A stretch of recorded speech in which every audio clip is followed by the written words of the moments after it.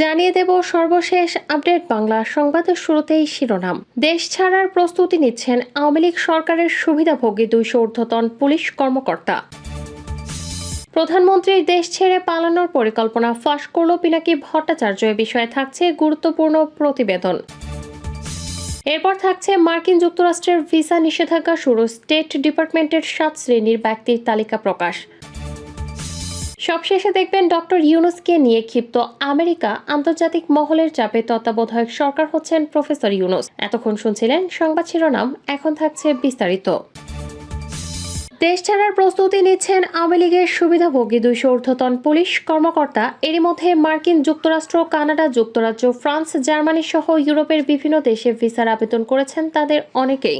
গোয়েন্দা সংস্থা ও বিভিন্ন সংস্থা থেকে জানা গেছে ফেব্রুয়ারির প্রথম সপ্তাহ থেকে ভিসার আবেদনগুলি করা হচ্ছে। এই তালিকায় ঢাকা মেট্রোপলিটন পুলিশ, ডিএমপি, সদ্য বিদায়ী কমিশনার ও অতিরিক্ত আইজিপি, ডিআইজি, অতিরিক্ত ডিআইজি সহ এমপি মর্যাদার বেশ কয়েকজন কর্মকর্তা রয়েছে। তবে সংখ্যার দিক থেকে 20 থেকে 25 ব্যাচের কর্মকর্তাদের আবেদনের পরিমাণ বেশি। আর বেশিরভাগ কর্মকর্তার পছন্দের শীর্ষে রয়েছে আমেরিকা ও কানাডা। সংশ্লিষ্ট একাধিক তথ্য মতে ডিএমপির সাবেক কমিশনার শফিকুল ইসলাম 12তম ব্যাচে, অতিরিক্ত আইজিপি রুহুল আমিন, অতিরিক্ত আইজিপি কামরুল আহসান, অতিরিক্ত আইজিপি আতিকুল ইসলাম, 15 ব্যাচের কর্মকর্তা মনিরুল ইসলাম, শাহাবুদ্দিন খান, মাহবুবুর রহমান, খন্দকার লুৎফর কবির আল মাহমুদ, কৃষ্ণপদ রায়, 17 ব্যাচের কর্মকর্তা হাবিবুর রহমান, 18 ব্যাচের কর্মকর্তা আসাদুজ্জামান মাহবুবুল আলম আমেরিকার ভিসার আবেদন করেছেন। 17 ব্যাচের মিজানুর রহমান, হাফিজ আক্তার, আনোয়ার হোসেন এবং মঈনুদ্দিন কানাডার ভিসার আবেদন করে রেখেছেন। 17 ব্যাচের আব্দুল বাতেন ফ্রান্সের ভিসার আবেদন করে রেখেছেন।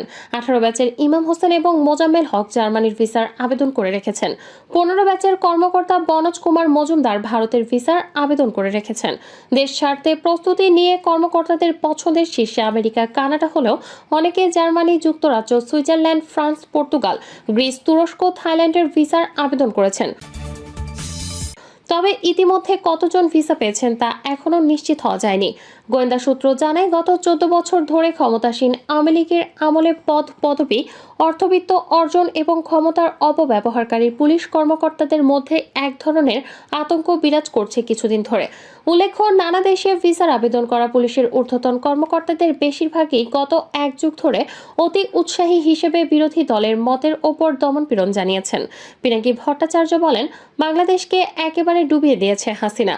বিদেশি ঋণ দিয়ে বাংলাদেশের বিদেশি ঋণ গত 10 বছরে মানে হাসিনার বিনা ভোটের আমলে 3 গুণ বেড়েছে। এখন মোট ঋণের পরিমাণ $96 বিলিয়ন, যা বাংলাদেশ ব্যাংকের রিজার্ভের তুলনায় 4 গুণ বেশি। তাহলে আমাদের আশেপাশের দেশগুলোর বৈদেশিক ঋণ গত 10 বছরে কত গুণ বাড়ছে একটু দেখে নেই। বাংলাদেশের ঋণ বাড়ছে 3 গুণ, পাকিস্তানের ঋণ বাড়ছে 101%, ইন্ডিয়ার বাড়ছে 83%, আর দেউলিয়া শ্রীলঙ্কা 119% ঋণ বেড়েছে। বাংলাদেশের বৈদেশিক ঋণের হার শ্রীলঙ্কার থেকে বেশি গুণ বেড়েছে। হাসিনা বিরাট চমৎকার হিসেব করে রেখেছে। 2024 সালে ঋণ শোধ করার জন্য ঋণের পরিমাণ রেখেছে খুবই কম। 2024 সালে ঋণ শোধ করতে হবে $3.28 বিলিয়ন। 2025 সালে শোধ দিতে হবে $4.02 বিলিয়ন। হাসিনা চালাকি করে ঋণ শোধের কিস্তি করছে, আস্তে আস্তে বাড়িয়েছে। হাসিনা তেল কিনতে পারছে না, রপ্তানি আয় কমছে, তাই হাসিনা এক্সট্রা লোন শোধের টাকা পাবে না, তাই সে বিদেশে পালাবে। পালানোর আগে দেশের যেটুকু যা আছে সেটুকু সুটকেস নিয়ে ভাগবে। আমার আর আপনার উপর ঋণের বোঝা বয়ে বেড়াতে হবে। শুধু আমরাই না, আমাদের ছেলেমেয়েরাও এই ঋণ শোধ দেবে। হাসিনার আকামের কাফফারা আমাদের এভাবেই দিতে হবে প্রজন্মের পর প্রজন্ম ধরে। তবে ওই টাকাও ফিরিয়ে আনা সম্ভব, একটু সময় লাগবে। বিশ্বের নতুন রাজনৈতিক মেরুকরণে বাংলাদেশ বৃহত্তর শক্তিধর দেশগুলোর আগ্রহের কেন্দ্রবিন্দু হয়ে উঠছে কি না তা নিয়ে নানা মত আছে। আন্তর্জাতিক সম্পর্ক বিশ্লেষকদের কেউ কেউ মনে করেন, বাংলাদেশের ভৌগোলিক অবস্থান, সম্ভাবনাময় অর্থনীতি এবং বঙ্গোপসাগরের প্রতি বৈশ্বিক আগ্রহ, এসব কারণে রাজনৈতিক মেরুকরণের নতুন ক্ষেত্র হচ্ছে বাংলাদেশ। এর সাথে দ্বিমত আছে। বিশ্লেষকদের আরেকটি অংশ মনে করছেন, বাংলাদেশ নিয়ে শক্তিধর দেশগুলোর আগ্রহ থাকলেও সেটা খুব বেশি নয়।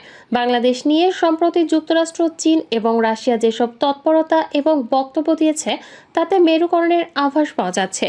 নির্বাচন নিয়ে বর্তমান সরকারের উপর যুক্তরাষ্ট্রের চাপ দৃশ্যমান হলেও চীন এবং রাশিয়ার অবস্থান যুক্তরাষ্ট্রের সাথে সামঞ্জস্যপূর্ণ নয়। আন্তর্জাতিক রাজনীতিতেও যুক্তরাষ্ট্রের সাথে রাশিয়া ও চীনের বিরোধ এখন দৃশ্যমান। এর প্রভাব বাংলাদেশের ক্ষেত্রেও পড়ছে বলে মনে করেন বিশ্লেষকরা। বাইডেন প্রশাসনের পররাষ্ট্রনীতির একটি অংশ হচ্ছে বিশ্বের বিভিন্ন দেশে গণতন্ত্র ও মানবাধিকার প্রতিষ্ঠার পক্ষে কাজ করা। এরই অংশ হিসেবে তারা বাংলাদেশের বিষয়ে আগ্রহী হয়েছে। দ্বিতীয় কারণ হচ্ছে আমেরিকার একটা ইন্দো প্যাসিফিক কৌশল আছে, যেটি সক্রিয়ভাবে কার্যকর করতে তারা মনোনিবেশ করেছে। এ কারণেই এশিয়া অঞ্চলে বন্ধু সংগ্রহে আগ্রহী যুক্তরাষ্ট্র। আমেরিকার লক্ষ্য চীন রাশিয়া বলয় থেকে বাংলাদেশকে গণতান্ত্রিক বিশ্বের বলয়ের সাথে সংযুক্ত করা বা সংযুক্তিকে আরও শক্তিশালী করা। ইউরোপীয় ইউনিয়নভুক্ত দেশগুলো চায় বাংলাদেশে যাতে গণতন্ত্র শক্তিশালী হয়। একই সাথে এসব দেশে বাংলাদেশকে যেসব সুবিধা, বিশেষ করে বাণিজ্য সুবিধা দেওয়া হয়, তার পেছনে মূল উদ্দেশ্য হচ্ছে বাংলাদেশের গণতান্ত্রিক প্রক্রিয়া শক্তিশালী রাখা। হাসিনার সরকারের দমনপীড়ন নিয়ে আবারও উদ্বেগ প্রকাশ করল হিউম্যান রাইটস ওয়াচ। রিপোর্ট বলেছে, প্রধানমন্ত্রী শেখ হাসিনা প্রতিপক্ষের পদত্যাগ আহ্বানের দাবিতে আলোচনা প্রত্যাখ্যান করার পর তাদের আরও দমনপীড়ন বাড়ানো হয়েছে। দেশকে কঠোর হস্তে শাসন করার অভিযোগ আছে শেখ হাসিনার বিরুদ্ধে। ব্যাপকভাবে মানবাধিকার লঙ্ঘনের অভিযোগে তার প্রশাসনের বেশিরভাগ সিনিয়র পুলিশ কর্মকর্তার বিরুদ্ধেই নিষেধাজ্ঞা দিয়েছে যুক্তরাষ্ট্র। নতুন মার্কিন ভিসা নীতির আওতায় কাদের ফেলা হয়েছে, কতজনকে ভিসা নিষেধাজ্ঞা দেওয়া হয়েছে, তাদের ভূমিকা ও অবস্থান কি ছিল, এমন প্রশ্নের জবাবে ডোনাল্ড ট্রাম্প বলেন, আমরা শুরু থেকেই বলেছি এই নীতির আওতায় ভিসা নিষেধাজ্ঞা যাদের দেয়া হবে তাদের নাম আমরা প্রকাশ করব না। কাউকে ভিসা না দেওয়া সহ যে কোনো ভিসা মার্কিন আইন অনুযায়ী গোপনীয় তথ্য। আমি এটুকু বলতে পারি যে এই নীতি ঘোষণা করার পর থেকে সার্বিক ঘটনা খুব কাছ থেকে আমরা দেখেছি। সাক্ষ্য প্রমাণ ভালোভাবে পর্যালোচনা করার পর আমরা আইন প্রয়োগকারী সংস্থা, ক্ষমতাসীন দল ও বিরোধী রাজনৈতিক দল সদস্যদের উপর ভিসা নিষেধাজ্ঞা আরোপ করেছি। এই নীতির উদ্দেশ্য হল সহিংসতা কমানো এবং অবাধ ও সুষ্ঠু নির্বাচনকে বাধাগ্রস্ত করে এমন যে কোনো কর্মকাণ্ড প্রতিরোধ করার মাধ্যমে বাংলাদেশের জনগণের গঠনমূলক অংশীদার হওয়া। বিরোধী দল বাংলাদেশ জাতীয়তাবাদী দল বিএনপির বিরুদ্ধে ব্যাপক দমনপীড়ন চালানো হয়েছে। এর ফলে দলটি নির্বাচন বর্জন করেছে। এ অবস্থায় 7 জানুয়ারি অনুষ্ঠিত জাতীয় সংসদ নির্বাচন নিয়ে পশ্চিমারা সমালোচনা করেছেন। তারা বাংলাদেশে গণতন্ত্রের পশ্চাৎপসরণ নিয়ে উদ্বেগ প্রকাশ করেছেন। শেখ হাসিনাকে বিজয়ী ঘোষণা করার পরপরই যুক্তরাষ্ট্র বলেছে, তারা বাংলাদেশে নির্বাচনকে অবাধ ও সুষ্ঠু বলে স্বীকার করে না। নির্বাচনের পর 9 জানুয়ারি নিজ দল আওয়ামী লীগের দলীয় কর্মীদের এক সভায় ভাষণ দেন শেখ হাসিনা। সেখানে তিনি অভিযোগ করেন যে বিএনপি তার অজ্ঞাত বিদেশি প্রভুদের পক্ষে কাজ করছে। 2026 সালে জাতিসংঘের স্বল্পোন্নত দেশের তালিকা থেকে উন্নীত হওয়ার কথা বাংলাদেশে। এই পট পরিবর্তনের পরে ইউরোপিয়ান ইউনিয়নের বাজারে শুল্কমুক্ত এবং কোটামুক্ত রপ্তানি সুবিধা প্রত্যাহারের আগে 3 বছর সময় পাবে বাংলাদেশ। বাংলাদেশে বিশ্বব্যাংকের সাবেক প্রধান অর্থনীতিবিদ জাহিদ হোসেন ডয়েচে ভেলেকে বলেছেন, বাংলাদেশ পশ্চিমা দেশগুলোর সঙ্গে অর্থনৈতিক সুবিধাগুলো ধরে রাখতে বিকল্প পন্থা ব্যবহার করতে পারে। তিনি বলেন, এলডিসি তালিকায় যে সুবিধা আমরা পাই তা পুনরায় বহাল করার জন্য বিকল্প পন্থা অবলম্বন করা যেতে পারে।